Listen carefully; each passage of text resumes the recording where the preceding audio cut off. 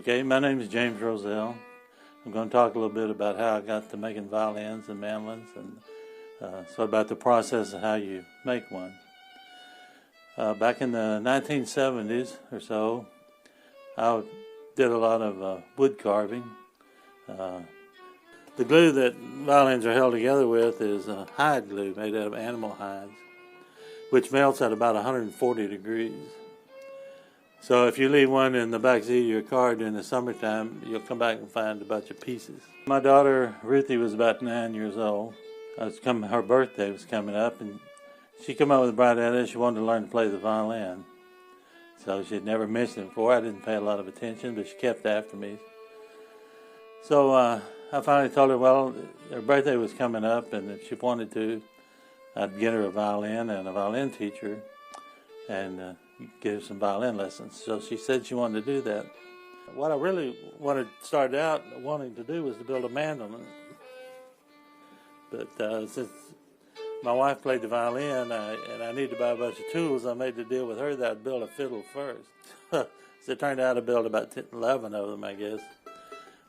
I wanted to build a mandolin because that's one I wanted to play. I got to look at that violin, and without really thinking about it before, I guess I thought that the curvature of the top of the violin was like the way this is curved, this curvature of the side and everything. I never thought about it, but I got to look at that violin and I realized that it was carved that way. So I thought, well, I could do that. And so I went and found a book. I went to some libraries and found a book that showed the inside of a violin, how it was constructed.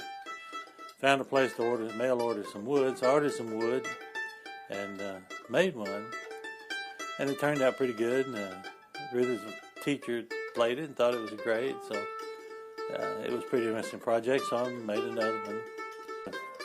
You bend these sides by getting them wet, soaking them in water, then bending them over a hot iron, and it has to be really hot, and when the wet wood hits that iron, it makes steam.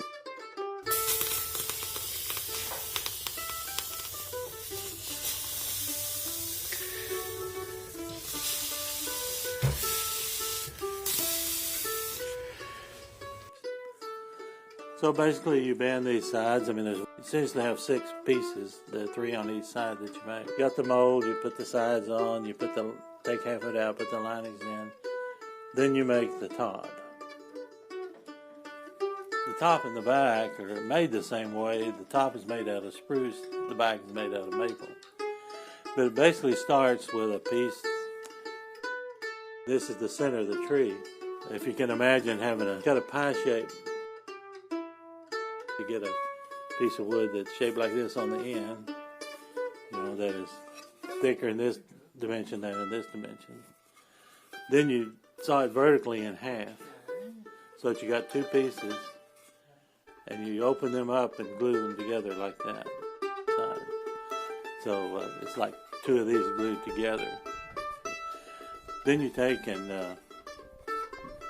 the outline, the sides that you have, and you put them on here and you draw the outline of the fiddle. The purfling in the side is primarily for decorations. You have to cut a little channel in there and then embed this stuff.